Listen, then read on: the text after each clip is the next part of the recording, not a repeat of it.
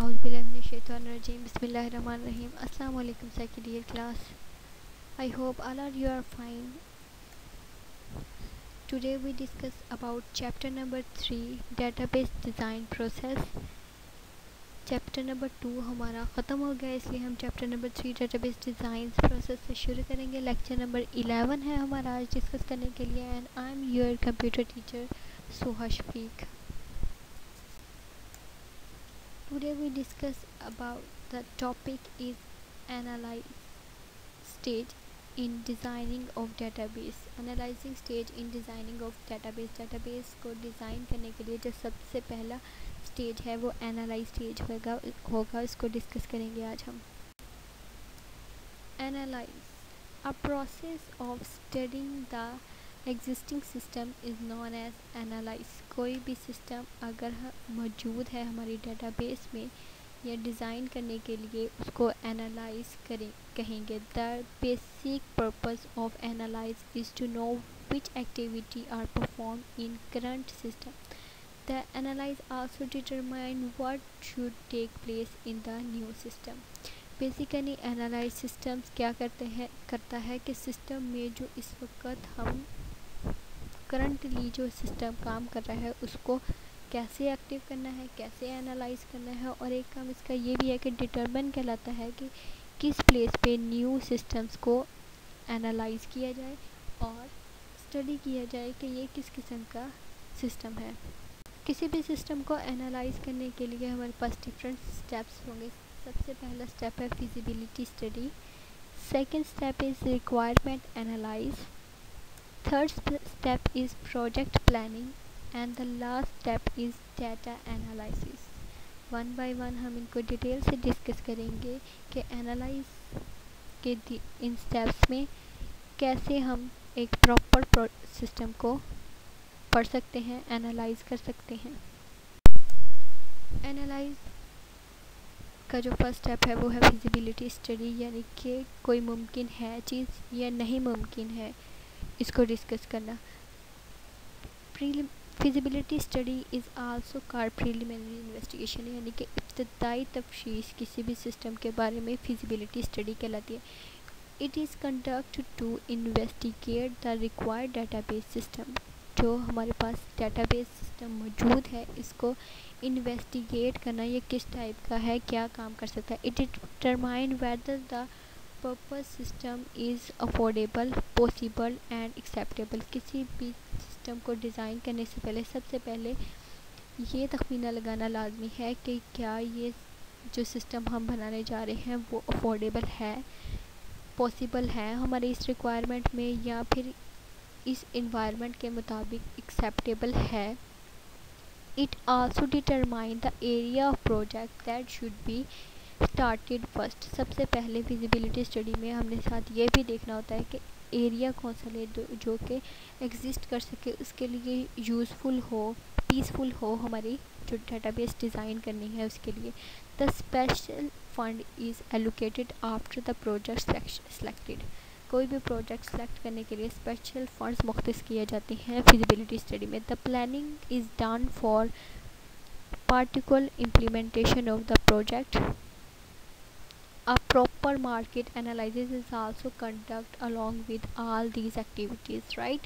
Students, इसमें हम सबसे पहले प्रोजेक्ट के लिए फंड्स मुख्तस कर देते हैं और प्लानिंग मुकम्मल करते हैं डेटाबेस में डिज़ाइन करने के लिए इस फिजिबिलिटी स्टडी में, और आल्सो मार्केटिंग के लिए, पब्लिसिटी के लिए जो हम कैसे करनी है पब्लिसिटी, उसके लिए जो फंड्स हैं वो भी इंक्लूड कर दिए जाते हैं इस फिजिबिलिटी स्टडी में, राइट? एनालाइज के फर्स्ट स्टेप फिजिबिलिटी स्टडी के बाद दूसरा स्टेप जो आता है वो रिक्वायरमेंट एनालाइज है. Requirement analysis is conduct to collect the requirement for the project.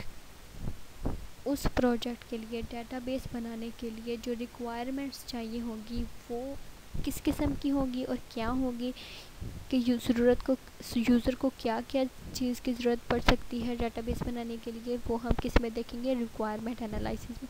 These requirements include the possible input for database and the required feasibility और प्रोजेक्ट. सब इस स्टेज में रिक्वायरमेंट एनालिसिस में वो रिक्वायरमेंट्स इंक्लूड होंगी जो कि इनपुट हमें चाहिए डेटाबेस देने के लिए, और फंक्शंस क्या होंगे जो कि इस प्रोजेक्ट में इंक्लूड होंगे। The user determine there requirements and expectations from the purpose system. सबसे पहले जो यूज़र इस किस्म की डेटाबेस बनाना चाहता है, ये प्रोजेक्ट लेके आना चाहता है, वो इस स्टेप में अपनी तौक़ुआत बताएगा कि वो किस किस्म का सिस्टम चाहता है। तो इसी स्टेप में ये भी बात डिस्कस हो जाएगी। Project analyse. A comprehensive planning and schedule must be developed to complete the project successfully. Project analysis में एक जामिया मनसूबाबंदी की जाती है ताकि आपका प्रोजेक्ट कब शुरू होगा और कब कंप्लीट होगा, इसको बिल्कुल सक्सेसफुली डिटरमिन किया जा सके। ऑल कॉस्ट और facts are also taken into determinations. इसमें दो तरह की कॉस्ट इस्तेमाल होगी। First one is hardware and software cost, salaries of team members. सबसे पहले जो कॉस्ट इस्तेमाल होगी वो किस किस्म के हमें हार्डवेयर चाहिए और सॉफ्टवेयर डेवलप करने के लिए जो कॉस्ट रिक्वायर है, और दूसरी जो इन मेंबर्स को हार्डवेयर को यूज़ कर रही हैं, सॉफ्टवेयर को हैंडल कर रही हैं, इसके लिए जो हमें डाटा चाहिए, मेंबर्स चाहिए इनको हैंडल करने के लिए, इसकी हमें सैलरी पे करनी पड़ेगी। तो प्रोजेक्ट एनालिसिस में इस किस्म की डिटेल्स को डिस्कस किया जाएगा। जामिया मनसूबाबंदी होती है कि प्रोजेक्ट को शुरू कब करना है, ये ख़त्म कब होगा, इसके फैक्ट्स क्या होंगे, इसकी कॉस्ट क्या होगी, इसके प्रॉपर प्लानिंग प्रोजेक्ट एनालिसिस में की जाती है। एनालिसिस का लास्ट स्टेप जो है हमारे पास वो है students data analysis. Data analysis is an important step of analysis while designing a database. किसी भी डाटाबेस को डिज़ाइन करने के लिए डाटा बेस एनालिसिस यूज़ होता है। इनमें डाटाबेस को डिज़ाइन करने के लिए डिफरेंट एक्टिविटीज़ इस्तेमाल होती है, जिनमें फर्स्ट वन है data flow diagram, decision tables and decision tree. ठीक है, डाटा हमने पहले कलेक्ट कर लिया है, अब डाटा को किस किस्म से हम तरतीब देंगे कि हमें एक प्रॉपर डाटाबेस की सूरत में ये हमारे पास आ जाए। तो इसके लिए हमें ज़रूरत है कि DFT बनाएं, हम डिसीजन ट्रीज़ बनाएं और डिसीजन टेबल बनाएं ताकि एक प्रॉपर शेप में डाटाबेस को हम डिज़ाइन कर सकें।